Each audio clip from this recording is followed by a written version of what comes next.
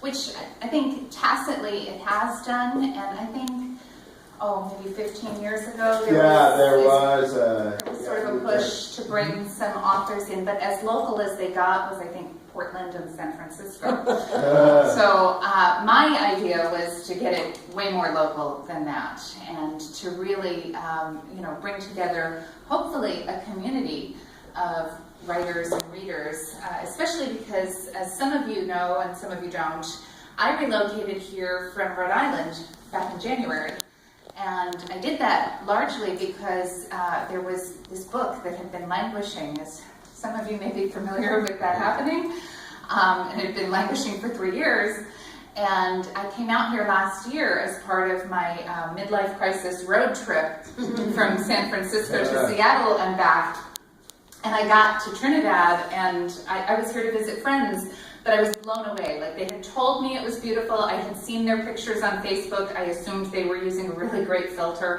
Actually, it is every bit that gorgeous. And so, I visited friends from Miranda up to here, and then continued right up along the coast. Around every bend, I was going, this is so beautiful.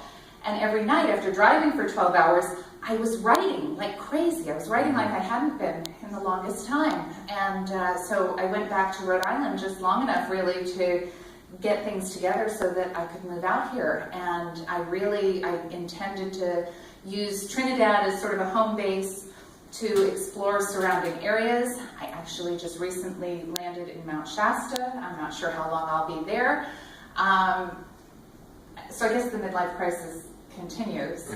But really my goal is, everywhere I go, to connect with other people who are writing, and who are writing maybe specifically somehow inspired by the local surroundings, particularly when it comes to natural beauty. Because I think one of the things that really impressed me when I first came into this building, and I forget what exhibit would have been up in January, February, but there were a lot of local scenes, and it was amazing to me because everything obviously is so beautiful around here, but everybody's got a different eye for it. Everybody's take on it was a little different.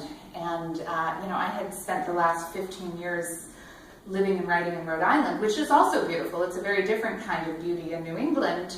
But I did have one friend who is, we've been friends for 25 years, and he's in that category of brutally honest friends.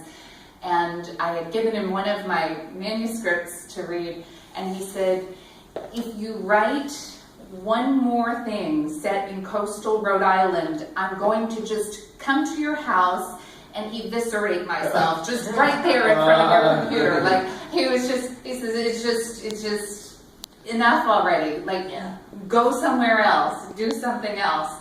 So actually the manuscript I'm finishing is set in coastal Rhode Island. So I just won't show it to him.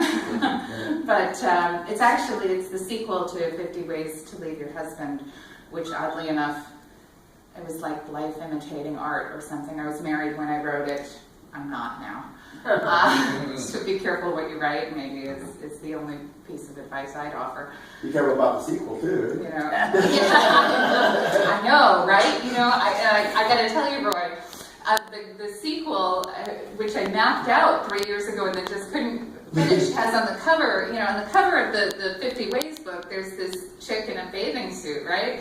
The cover of the sequel has a pregnant chick on it. So I'm just thankful that, that ship has sailed and that's not on the list of possibilities at this point. But, I have to say, for a little while there, it's one of those things I looked at and I'm like, where am I going with this? So I've decided it's the idea of like a pregnancy and gestation of a creative idea. So we'll just, because right now if you gave me a human baby, I wouldn't know what the heck to do with it. My son's 20 and I like it that way. But yeah, so that's me. That's how I ended up here. That's how I ended up stirring up this trouble. And, I really do hope somebody shows up today to enjoy this with us. But, if you wouldn't mind, I really, faces and names have just not been going together well. And as I mentioned, I think I sent some of you the same email multiple times and some of you have missed it altogether. And I apologize for that. I've been doing everything on my phone the last couple weeks, and I don't know, it just doesn't seem to work the same way, or I don't interact with it the same way as a computer. But maybe if we could go along and just do a little introduction. Sure. So you're Bryan, but you've got an alias, right? Well, my first few books I wrote under my pen name of Jay Sherman, under a series, Manifesto of Madman for Good. Kind of random short essays that somebody could flip through and read a few, dealing with all different social political subjects, trying to get people to read a little bit that might not have time to read a whole book.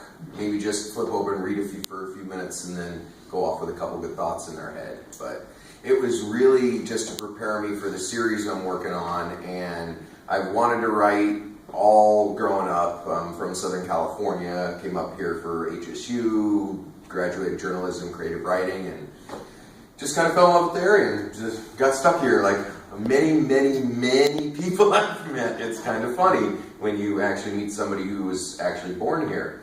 But I love it, and it has proved much inspiration. And I'm just put out the third one in that series of 7 I'm working on. It's called Search for Truth. The one I just put out is called, subtitled Journey into the Abyss. Deals with private armies and militias, and half of it's in Jerusalem, and deals with the Palestinian-Israeli conflict. And but the whole series, it's kind of a vehicle to get my voice out there. And in a way, that's always what I wanted to do with my writing. I love voice work, but I really love the writing and the words. And it's funny that it took me, to work on my 6th book to actually feel like a writer.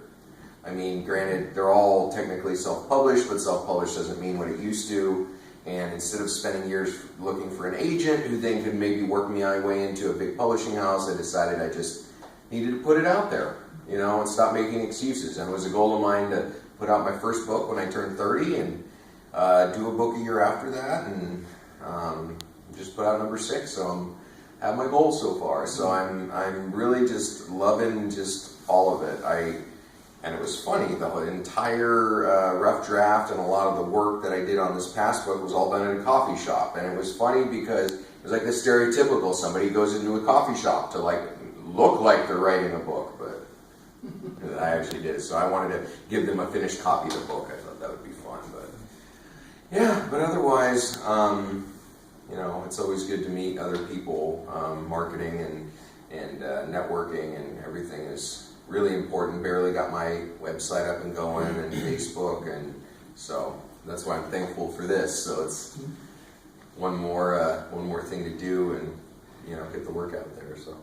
Okay, and you touched on 2 things that I hope we can discuss a little bit more. You mentioned too that self-publishing is not what it used to be. Yeah. And that's something that I had been traditionally published, and things had gone nowhere. I had an agent who was a big name agent, but very inattentive to me because I was a no-name author, maybe, or I don't know, maybe the book stunk, I don't know. But, and then it turned out I self-published 50 Ways to Leave Your Husband, and that made 4 bestseller lists. And so I was like, and it wasn't even the genre I've been writing in. It's considered chick lit. It wasn't anything I had written before, but so self-publishing opened doors for me that traditional publishing had not. So, feel free as you're introducing yourself to mention if you're self-published, traditionally published, small press, have your own press, I very much like the percentages better. Right. Percentages are much better, but then all the marketing, everything's, Right. on you. And that's the hard part sometimes. But. Yeah, we should talk marketing later too. Yeah. So, Yeah. and is it Deb or Deborah? It's Deb. I prefer to go by Ty. That's my nickname, but I write under Deb Klingel. Okay. I've been writing for about 6 years now. I was living in Oregon. I was raised here in Eureka, and I moved away in the 70s down to Santa Rosa, and just worked different jobs at a phone company and this, that, and the other. And I took an early retirement and decided I was going to write. And I took a couple of online courses, the Institute of Children's Literature. I took a course in that. I write mostly children's books. And my publishing company is Tate Publishing, and they do all the marketing and everything for me. I have 3 books out. The 4th one is coming out in December. I have a 5th one that is starting to go through the process of publishing. I lived in Oregon for quite a while, but then I sold my business and I moved back to Eureka because I just love it here. I love it here. And I'm going to try my hand at writing a memoir, something different than the children's books. And so that's what I'm kind of working on now. Oh, great. You just reminded me that I have a copy of The Art of Memoir waiting for me at Blake's Books, so I'll have to do that. Art of Memoir by Mary Carr. Have you read that? No, I haven't. Highly recommend it. So Yeah. I just read it at the library, but I have a copy that I ordered that's ready then, mark up. Great. Well, great. Well, thanks for joining us. Yeah. Good to know you a little Yeah. in person. And then there's another Deb. Or you're Deborah. I'm mixing it up. And I'm not an author, I'm just here for support. Oh, okay. All right. Okay, well, I'm Margaret Kellerman, and when I was writing these 3 books, I was Margaret D. Smith, and I would never choose Margaret D. Smith as a pen name. Some people have thought that I would. Anyway, I've written 6 books, but 3 are books of poetry that I published as chapbooks. And then these 3 were published by traditional national presses, different presses. Which one came first? A Holy Struggle came out in '92. Unspoken Thoughts of Hopkins. And this happens to be my favorite book that I've published so far. And it's a love story based on the life of my hero, Gerard Manley Hopkins, who was a poet in the 19th century. And the way he wrote in his journals, letters, and even his sermons just had a powerful impact on me, so that I wrote this whole story without reading anything about him. It was only reading his own writings. And then I did something that I call back research, which was then to go to England, Ireland, and Wales to take a trip to find out if I had been right. Yeah. And it worked out. It worked out really well. And my publisher was also a photographer friend, and she and I went together, and she took photographs. So we had a list, and every morning, at the B&B, while we were having breakfast, what are we going to try to find today? And I would say sheep in meadow, and of course, you find sheep in meadow.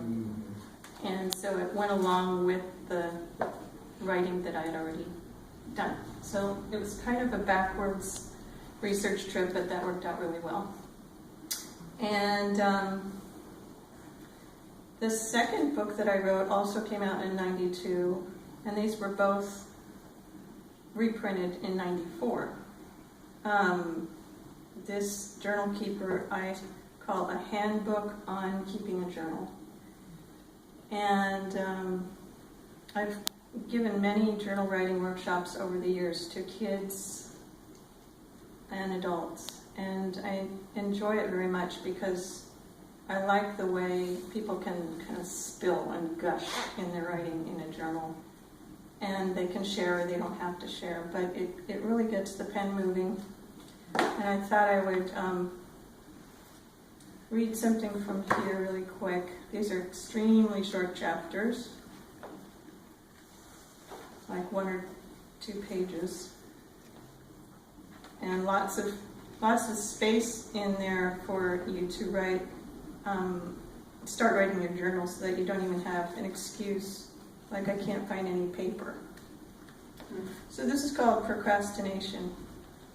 And the quote is from Gail Godwin, a writer. "Do I have the courage to write? I do everything to put it off. I am afraid to get close to it, afraid of what I might say. So much stands in the way. You could think of your journal as a wide-open steeplechase, a country course covering hundreds of acres, where you are the rider and your pen is the horse. Together you jump stone walls and cross creeks. You accomplish parts of this course every day just for the leap and plunge of it. Wooden hurdles have been set up around the course, Each day you face different obstacles, otherwise known as excuses for not writing. I'm too tired is the most arduous hurdle for some. Others find it hard to overcome the obstacles of I keep forgetting, duty before journal, and I'd rather be mucking stalls. That's just a piece of that one. And the third one that came out in 98 was solicited by the publisher, Tyndale. They had an idea of creating a series for women, but it turned out to be an excellent thing for kids about 12 and up.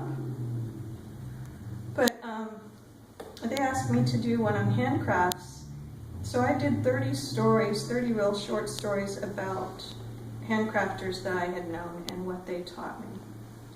And a lot of these books have, or all three of these books, also have a spiritual character, which I think Roy is always talking about, the connection between art and spirituality. And so you'll find that in this one as well. Just 30 really brief stories to kind of jumpstart your thoughts on handcrafting and the character of God as well. I think what I'm most excited about right now is Casey helped me with a very difficult problem, which was finishing a children's book that had been languishing for 16 years. I had started it in the year 2000, and just every few years I would pick it up and I'd be too afraid and I'd write something and then put it down again. And I kept thinking about my fears and my roadblocks rather than just what would it be like if it were done, you know. And it's funny that you were a title, what were you called? A title examiner? Title examiner. Because that seems like a person who closes the deal, right? And you helped me close the deal with this. I finished the book about 3 weeks ago with your writing workshop, and I immediately sent the first 2,000 words to a literary agent. So still waiting to hear back, and that might be a big long road to hoe, but I'm excited about that and have a lot of excitement about the idea of children's. This would be for 8 to 12-year-olds. So this would be my first children's book that I published. And I am so, I got chills when she came in. She took the workshop I taught through Ollie here at West Haven Center, and when she came in that day and said that she finished this manuscript, because she had come to the course with the goal of just, getting it moving again. And when she said she finished it and sent it off to an agent, I was like, yeah, because I felt I was having a tough time with those 3 years that I felt like the sequel to 50 Ways should have been out there, but then when I think about it, my first middle grade novel that came out, the process felt like it moved very quickly towards the end when it finally got around to getting an agent and getting it published, but that was 15 years in the making too. So these things, they get to a point sometimes where it's like something hanging over your head. And I'm just so glad that it's not hanging over your head anymore, especially because I read an excerpt of it and it really needs to be out there in the world. So go, Margaret. Thank you. Well, I'm Lori Dengler. I'm an emeritus professor of geology at Humboldt State University. And unlike the rest of you, I never had any intention of writing a book. In fact, I made it very clear to everyone that I talked to that I am never going to write a book. I've written 75 professional papers. I've given talks all over the world. I've, managed to make a small corner for myself in my profession, which is earthquake and tsunami hazard assessment and mitigation. And I got sucked into a story that I just had to write about, and it was related to tsunamis. And it all started with the March 11th 2011 tsunami in Japan. I had been in Japan at a conference 6 weeks before that event, and part of what I do is post-tsunami, post-disaster field reconnaissance. So I'm part of a group of maybe 40 or so international scientists who, whenever there's a significant tsunami anywhere in the world, we cobble together funding and we go there. And so I was part of the very first group of international scientists who were allowed into Japan after the 2011 tsunami. So I had been there 6 weeks before, and I was there exactly 6 weeks afterwards. So I spent 10 days in the hardest hit areas, looking at the impacts, and my specialty is what exacerbates or reduces impacts. I took a gazillion photos, and the furthest north community that I visited is a small city called Rikuzen Takata. And I was there half a day, took a bunch of photographs, and then afterwards I started following their Facebook page, partly because I wanted to sort of look at the recovery. So nothing to do with a book, and certainly a children's book at that. Well, about 2 years later, April 7th, 2013, a boat is found in Crescent City. And I'm very much tied to the emergency response community in the 3 North Coast counties, and I've got a call that said, "Lori, you've got to come up here and look at it." So Troy Nicolini and I, Troy from the Weather Service, and I drove up there and spent the day looking at this really pretty amazing boat. And this is what it looked like. Oh, wow. Okay, so it was pretty amazing. It was covered with these gooseneck barnacles. And then Where exactly was it found again? just south of Crescent City, on Crescent Beach. So here are some of the barnacles. I mean, it was just mind-boggling. And we scraped off some of the barnacles, and what we found on the side were these Japanese characters that says Taka Ta Koko. Well, that happens to be the name of the high school in Rikuzen Takata. Wow. And I had been there 6 weeks afterwards, and I had been following them on the Facebook page. So after we confirmed that this really was Takata High School, I had taken a bunch of photos. I posted them on the Rikuzen Takata Facebook page. I said, any chance this boat is yours? And this is the beginning of, I suppose the beginning of the incredible coincidences is that I had been there, one of the dozen or so communities I had visited. But the whole story of this book is just incredible coincidences and amazing acts of kindness. And everything, just when you think it's not going to happen, something happens to make it happen. The person that was monitoring the Rikuzen Takata Facebook page for all foreign posts was an American who had been born in Japan, had spent the first 18 years of her life in Japan. Japanese was basically her first language. Had then gone to college here, had been a professional in Boston, and after the tsunami, realized that she had unique skills that they could use. So she found her way there 3 days after the tsunami and tied up with the city of Rikuzen Takata and became their global public information officer. So she did all the interfacing between this community and aid agencies, the media. I mean, disasters are really rough, not just because of what it does to you, but because you have all of these politicians, media, aid, I mean, the politics of disaster are every bit as overwhelming as the disaster itself. And so she immediately became that interface, and she was the one who saw my post.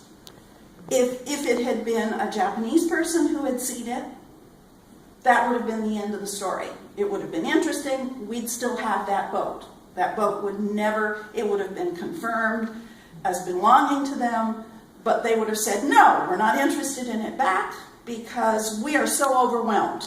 We have no place to put it. She, being American, immediately recognized the symbolic importance and knew that it was going to take a while to convince people that yes, they wanted it back. But we basically, they say never meet anybody on the internet. You never know what's going to happen. So basically this story is the story of this incredible, improbable sort of set of events. And a group of high school kids from Crescent City ended up working to send the boat back, again facilitated by EMEA. And the boat finally went back. I immediately went there, I think about 6 days after it arrived. I met EMEA. And then we kind of collaborated, okay, what can we do with this story? Well, let's get an exchange program going. And so a group of Crescent City kids traveled to Japan, and then the next year a group of Japanese kids, high school kids, traveled to Crescent City. And just this February, another group of Crescent City kids went.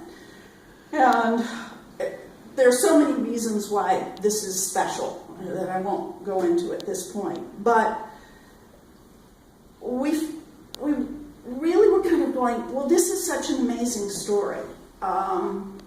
And watching how people on both sides responded to it with kindness and with an outpouring of community, of celebrating what we have in common as opposed to what separates us. I mean, Crescent City in Delmar County is not your most liberal of communities here.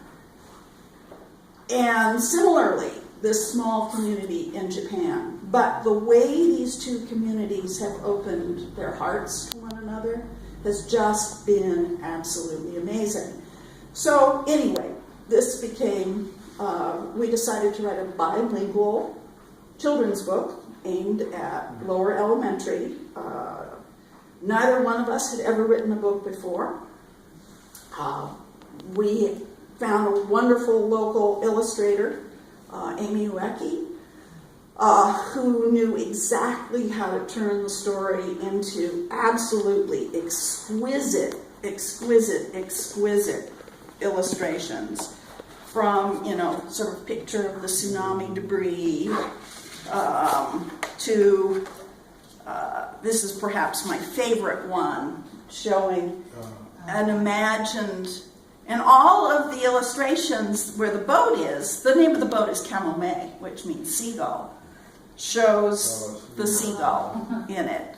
A tiny bit of anthropomorphizing, which as a scientist, I, gotta be careful. I didn't want a smile on the boat or a tear on the boat. That was not. Then there came the question of how to publish it, and I was talking. We communicated some with some. Heyday briefly looked at it, but it was very clear that our time cycle was different than, we really wanted it out by the 5-year commemoration.